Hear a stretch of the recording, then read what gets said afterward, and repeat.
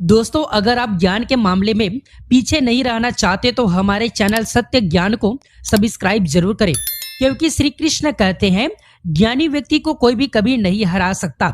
जय श्री कृष्ण। दोस्तों, भारत भूमि एक ऐसी भूमि है जहां पर अनेक प्रकार के दिव्य चमत्कारिक पेड़ पौधे आज भी मौजूद है और हमें भारत माता का धन्यवाद करना चाहिए, जिनके अनुरूप कृपा से आज भी हमारे पास में ऐसे दिव्य पेड़ पौधे, चमत्कारिक जड़िया बूटियां हैं जिनके माध्यम से हम सोने का निर्माण भी कर सकते हैं। इन पेड़ पौधे की मदद से हम बड़ी से बड़ी बीमारियों को चुटकियों में समाप्त कर सकते हैं और इन पेड़ पौधे की मदद से हम कठिन से कठिन कार्यों को भी चुटकी में कर सकते हैं। पेड़ पौधे में दिव्य शक्तियां होती है।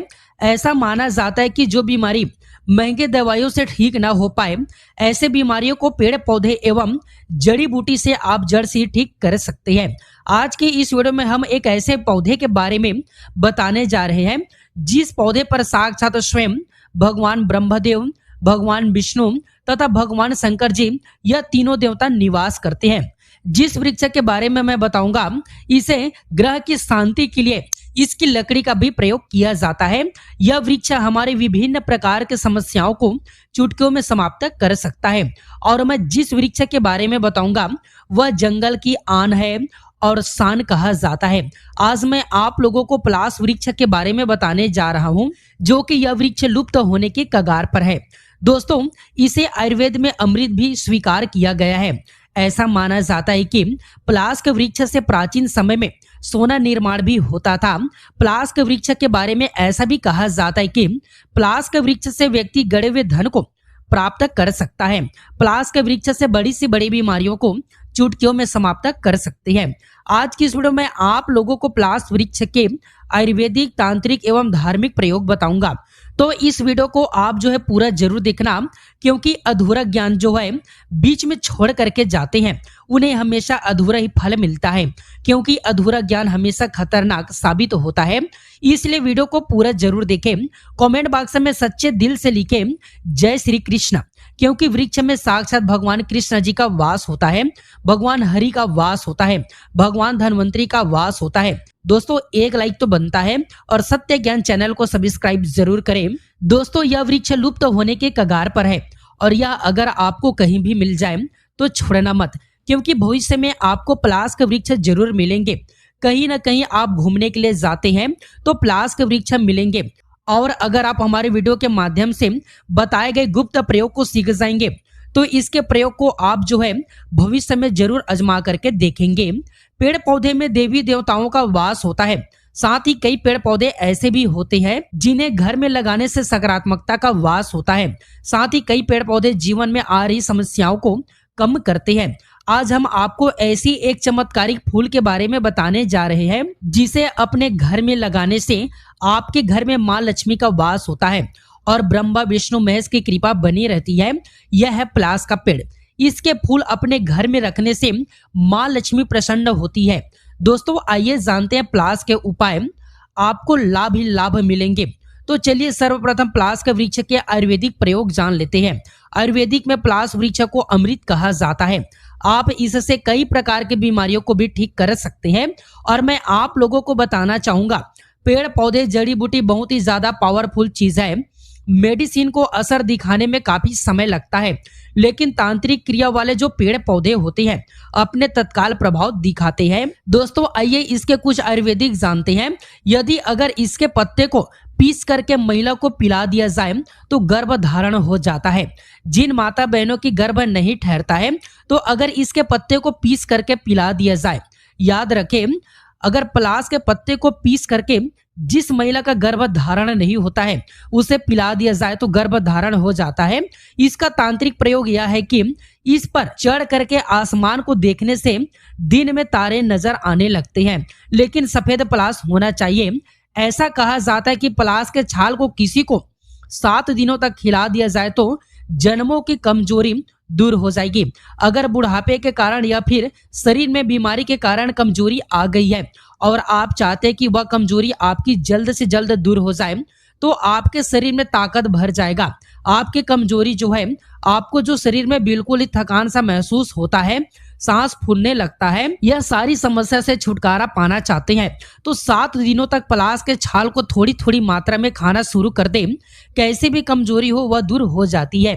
आयुर्वेद के अनुसार पलाश के बीज को पेस्ट बना करके स्किन पर लगाने से या फिर दांत खाद खुजली है इसमें भी राहत मिलती है। गलत खान पान के कारण जब आपका रक्त दूषित हो जाए और आपकी स्किन पर मुहासे या फिर एलर्जी है, यह सब समस्या आने लगे तो खून को साफ करने के लिए पलाश की छाल बहुत ही ज्यादा काम आती है।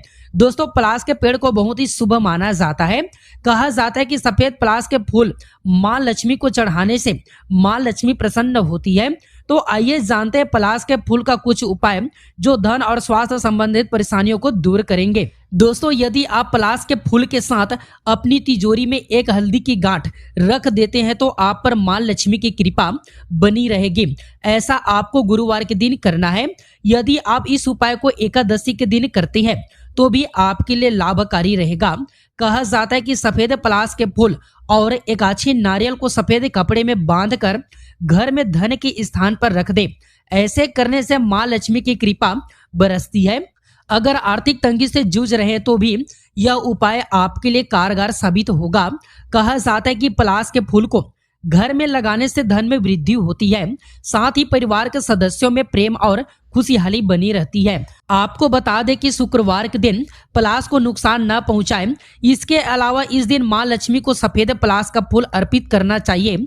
ऐसे करने से घर में सुख शांति बनी रहती है। किसी भी प्रकार के आपके शरीर में कमी आती है, अगर आपको लगने लगे कि आपका खून में कोई समस्या आ रही है, गड़बड़ी आ रही है, तो पलाश के छाल है, यह बहुत ही ज्यादा काम करती है।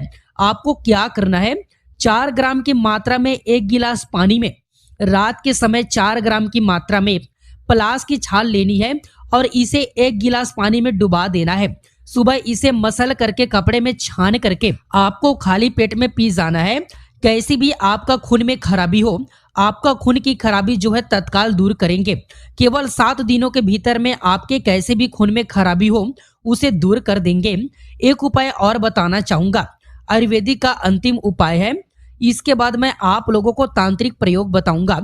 दोस्तों, जैसे कि बवासीर है, पाइल्स है, इसके चलते लोग अपने बहुत सारे पैसे भी खर्च कर चुके हैं।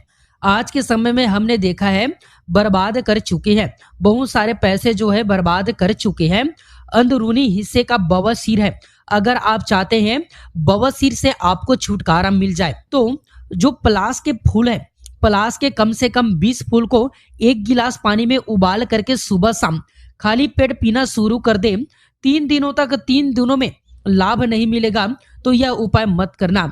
यदि आपका स्वास्थ्य नरम रहता है तो रविवार के दिन किसी भी शुभ मुहूर्त में पलाश के पेड़ की जड़ को सूती धागे की मदद से लपेट करके दाहिने हाथ पर बांध ले।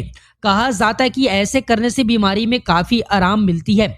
यदि आप शनि के 7.5 अढ़ैया और महादशा के अशुभ प्रभाव को कम करना चाहते हैं तो शनिवार के दिन किसी शनि मंदिर में जाए और वहां शनि देव को तेल और काले तिल अर्पित करें। इसके बाद शनि देव को पलाश का फूल अर्पित करें। ऐसे करने से शनि के अशुभ प्रभाव कम हो जाते हैं।